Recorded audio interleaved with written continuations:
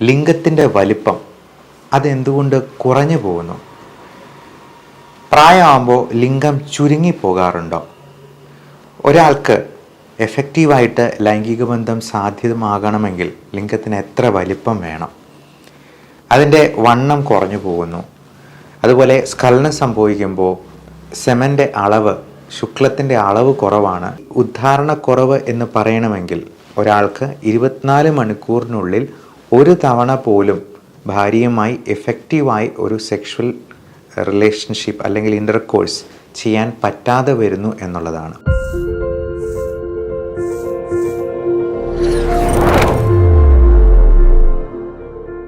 ലിംഗത്തിൻ്റെ വലിപ്പം അതെന്തുകൊണ്ട് കുറഞ്ഞു പോകുന്നു? പ്രായമാകുമ്പോൾ ലിംഗം ചുരുങ്ങിപ്പോകാറുണ്ടോ? ഒരാൾക്ക് എഫക്റ്റീവായിട്ട് ലൈംഗിക ബന്ധം സാധ്യമാകണമെങ്കിൽ ലിംഗത്തിന് എത്ര വലിപ്പം വേണം? അതിൻ്റെ വണ്ണം കുറഞ്ഞു പോകുന്നു. അതുപോലെ സ്ഖലനം സംഭവിക്കുമ്പോൾ സെമൻ്റെ അളവ്, ശുക്ലത്തിൻ്റെ അളവ് കുറവാണ്. അപ്പം വൈഫിന് ഗർഭിണിയാകുമോ അല്ലെങ്കിൽ കുട്ടികളില്ലാത്തവരാണെങ്കിൽ അവർക്ക് ഭയങ്കരമായ ഒരു പേടിയും പ്രശ്നങ്ങളും ഉണ്ടാകുന്നു. പലപ്പോഴും ഇറക്ടൈൽ ഡിസ്ഫങ്ഷൻ എന്ന് പറയുന്ന പ്രശ്നം അത് എന്താണ് എന്നുള്ളത് പോലും ആളുകൾക്ക് അറിയില്ല. വാസ്തവത്തിൽ ഈ ഉദ്ധാരണക്കുറവ് എന്ന് പറയണമെങ്കിൽ ഒരാൾക്ക് 24 മണിക്കൂറിനുള്ളിൽ ഒരു തവണ പോലും ഭാര്യയുമായി എഫക്റ്റീവായി ഒരു സെക്ഷൽ റിലേഷൻഷിപ്പ് അല്ലെങ്കിൽ ഇൻ്റർകോഴ്സ് ചെയ്യാൻ പറ്റാതെ വരുന്നു എന്നുള്ളതാണ്. അപ്പോൾ പലപ്പോഴും കൂട്ടുകാർ പല ആൾക്കാരോടും വീമ്പിളക്കാറുണ്ട്. എനിക്ക് 4-5 തവണയൊക്കെ ബന്ധപ്പെടാൻ പറ്റുന്നുണ്ട്, 8-9 തവണയൊക്കെ ബന്ധപ്പെടാൻ പറ്റുന്നുണ്ട് എന്നൊക്കെ പറയുമ്പോൾ ആളുകൾക്ക് സംശയമാണ് അവർക്ക് ഉദ്ധാരണക്കുറവുണ്ടോ എന്നുള്ളത്. അതുപോലെ ശീഘ്രസ്ഖലനം അതും എന്താണ് എന്നുള്ളത് ആളുകൾക്ക് പലപ്പോഴും അറിയില്ല. ഒരാൾ സെക്ഷൽ ഇൻ്റർകോഴ്സ് ചെയ്യുമ്പോൾ സ്ത്രീയുടെ യോനിക്കുള്ളിൽ, വജൈനയുടെ ഉള്ളിൽ എഫക്റ്റീവായിട്ട് ബീജം നിക്ഷേപിക്കാനായിട്ട് സാധിക്കുന്നില്ല. അതിന് മുൻപ് തന്നെ സ്ഖലനം സംഭവിക്കുന്നുണ്ടെങ്കിൽ മാത്രമാണ്. അത് 24 മണിക്കൂറിൽ ഒരു തവണ മാത്രം. അപ്പോൾ അതിൽ കൂടുതലായിട്ട് നമുക്ക് പലപ്പോഴും എല്ലാവർക്കും സാധ്യമാകണമെന്നില്ല. നമ്മൾ മനസ്സിലാക്കേണ്ട ഒരു പ്രധാനപ്പെട്ട കാര്യം, എല്ലായ്പ്പോഴും നമുക്ക് ഈ ശീഘ്രസ്ഖലനം അല്ലെങ്കിൽ ഉദ്ധാരണക്കുറവ് ഒക്കെ നമുക്ക് ഓർഗാനിക് ആയിട്ടുള്ള നമ്മുടെ ശാരീരികമായിട്ടുള്ള പ്രശ്നങ്ങൾ കൊണ്ടല്ല, പലപ്പോഴും മാനസികമായിട്ടുള്ള പ്രശ്നം കൊണ്ടും കൂടി വരാം എന്നുള്ളതാണ്.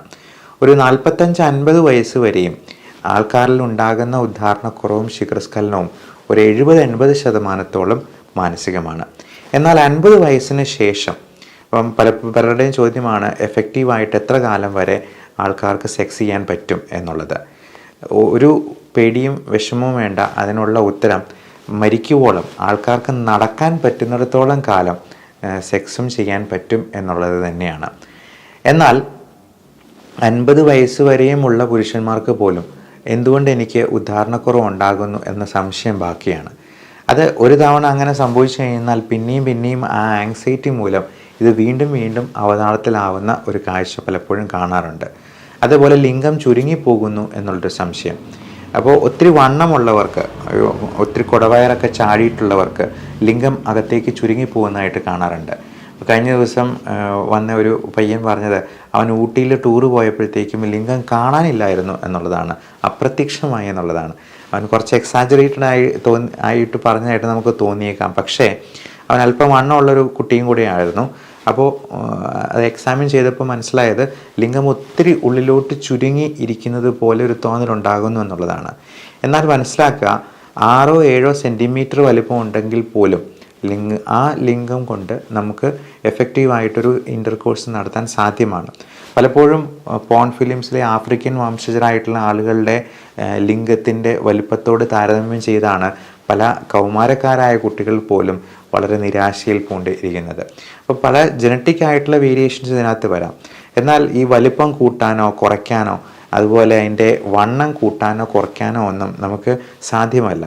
ഇപ്പം നമ്മൾ വിചാരിച്ചാൽ നമ്മുടെ മൂക്കിൻ്റെ നീളം കൂട്ടാൻ പറ്റുമോ, അതുപോലെ മൂക്കിൻ്റെ ആകൃതി മാറ്റാൻ പറ്റുമോ എന്ന് പറഞ്ഞതുപോലെ ഒരു വലിപ്പത്തിലോ അല്ലെങ്കിൽ ആകൃതിയിലോ അല്ല കാര്യം എന്നുള്ളത് നമ്മൾ ഇതിനകത്ത് പ്രത്യേകമായിട്ട് മനസ്സിലാക്കണം. പലപ്പോഴും ഒരു കായിക അഭ്യാസം പോലെയോ കായിക ഇനം പോലെയോ ഗുസ്തി മത്സരം പോലെയൊക്കെ ഇതിനെ സമീപിക്കാൻ പോകണ്ട എന്നുള്ളതാണ് ഇതിനകത്ത് പ്രത്യേകമായിട്ടും ഓർപ്പിക്കാനുള്ളത്. എന്നാൽ പല ഓർഗാനിക് കണ്ടീഷൻസിലും ഇങ്ങനെയുള്ള അസുഖങ്ങൾ വരാം. ഉദാഹരണത്തിന് പ്രമേഹം മൂലം, പുകവലി മൂലം ഒക്കെ രക്തക്കുഴലുകളിൽ ചുരുക്കം സംഭവിക്കുന്നതുകൊണ്ട് അങ്ങോട്ടുള്ള രക്തയോട്ടം പാടെ തീർത്തും ഇല്ലാതാവുന്നത് കൊണ്ട് ഇത്തരത്തിലുള്ള പ്രശ്നങ്ങൾ വരാം.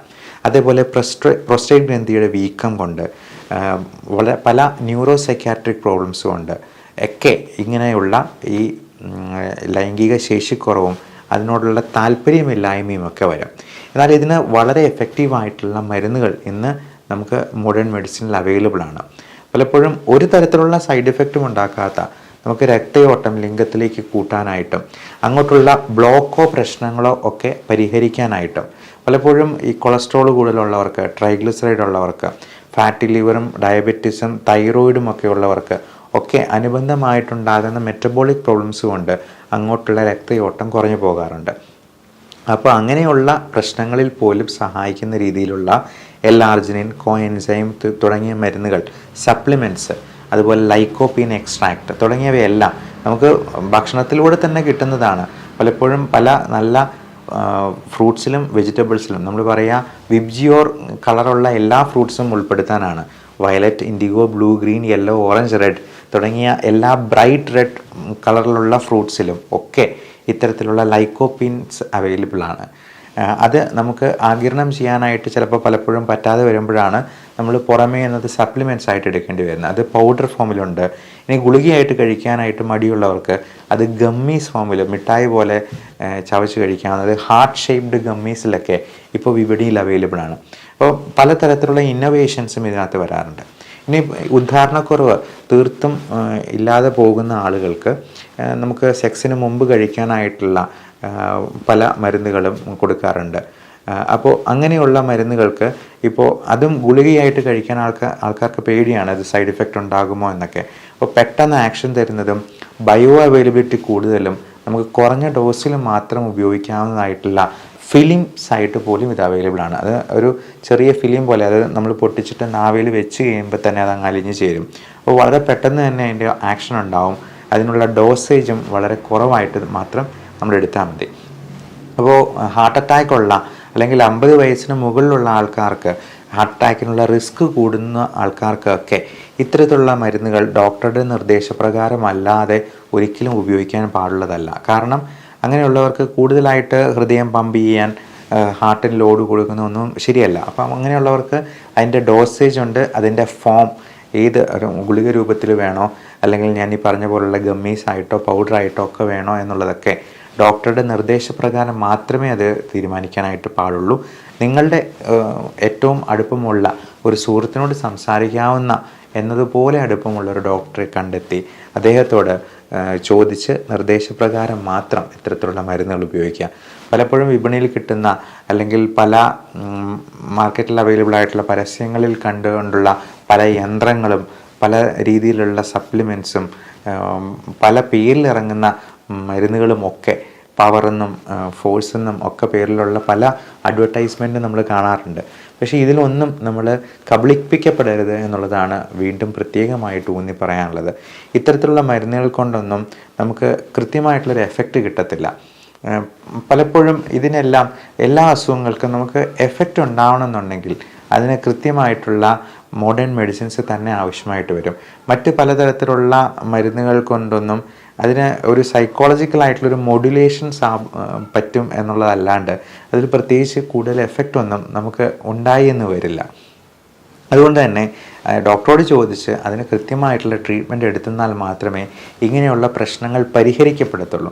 അല്ലെങ്കിൽ നമുക്ക് എടുക്കുമ്പോഴത്തേക്കും അത് ശരിയായി എന്നൊക്കെ തോന്നുമെങ്കിൽ പോലും അതിന് കൃത്യമായിട്ടുള്ള ഒരു പരിഹാരമാകണമെന്നില്ല. അതേപോലെ ശീഘ്രസ്ഖലനം എന്ന് പറയുന്ന പ്രശ്നം, അത് തീർച്ചയായിട്ടും ആ അസുഖമുണ്ട് എന്നുണ്ടെങ്കിൽ നമ്മൾ അതിന് പലതരത്തിലുള്ള ടെസ്റ്റുകളുണ്ട്.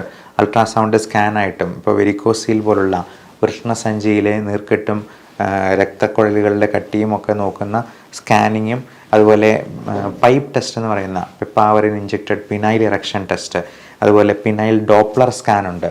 അങ്ങോട്ടുള്ള രക്തയോട്ടം അതിലെന്തെങ്കിലും തടസ്സമുണ്ടോ എന്ന് നോക്കുന്ന തരത്തിലുള്ള ടെസ്റ്റുകൾ, അതൊക്കെ നിങ്ങൾ ഡോക്ടറോട് ചോദിച്ചിട്ട് അതിനനുസരിച്ച് മാത്രം നമ്മൾ ട്രീറ്റ്മെൻറ്റ് എടുക്കുക. അപ്പോൾ ഇങ്ങനെ ശീഘ്രസ്ഖലനമുള്ളവർക്ക് പലപ്പോഴും അത്തരത്തിലുള്ള മരുന്നുകളും കൊടുക്കാറുണ്ട്. ടാപ്പോക്സിറ്റിൻ ഗ്രൂപ്പിലുള്ള ഫ്ലൂഓക്സിറ്റിൻ പോലുള്ള മരുന്നുകളും ഒക്കെ. അതൊക്കെ നമ്മൾ അത് എടുക്കുമ്പോൾ തന്നെ ഈ ശീഘ്രസ്ഖലനത്തിൻ്റെ ഒരു പ്രശ്നമാകുന്നു എന്നുള്ളത് അത് എടുത്ത് തുടങ്ങുമ്പോൾ തന്നെ ആൾക്കാർക്ക് പെട്ടെന്ന് തന്നെ മനസ്സിലാവുകയും ചെയ്യും. അപ്പോൾ അങ്ങനെ വരുമ്പോഴത്തേക്കും നമുക്ക് ഈ പറയുന്ന അസുഖങ്ങളെ വളരെ എഫക്റ്റീവായിട്ട് കൺട്രോൾ ചെയ്യാനും അനുബന്ധമായിട്ടുള്ള മറ്റ് മെറ്റബോളിക് അസുഖങ്ങളെയും കൂടി നമുക്ക് കൃത്യമായിട്ട് മോഡുലേറ്റ് ചെയ്യാനായിട്ടും കൺട്രോളിൽ വരുത്താനായിട്ടും സാധിക്കും. എങ്കിൽ മാത്രമേ ഇതിന് ശാശ്വതമായൊരു പരിഹാരം ഉണ്ടാവുകയുള്ളൂ. നല്ലൊരു സന്തോഷകരമായ ലൈംഗിക ജീവിതവും നമ്മുടെ ദാമ്പത്യ ബന്ധത്തെ തന്നെ ഉറപ്പിക്കുന്ന ഒരു വളരെ ഇമ്പോർട്ടൻറ്റ് ഘടകമാണ്. അതുകൊണ്ട് ഇങ്ങനെയുള്ള അസുഖങ്ങളുണ്ടെങ്കിൽ തീർച്ചയായിട്ടും ഡോക്ടറെ സമീപിച്ച് അതിന് വേണ്ട ട്രീറ്റ്മെൻറ്റ് കൈക്കൊള്ളാൻ ആരും മടിക്കേണ്ടതില്ല. Love and regards, doctor Bibin Jose, Pulmo medical centre, Pala, Kanjirappally and Sultan Bathery.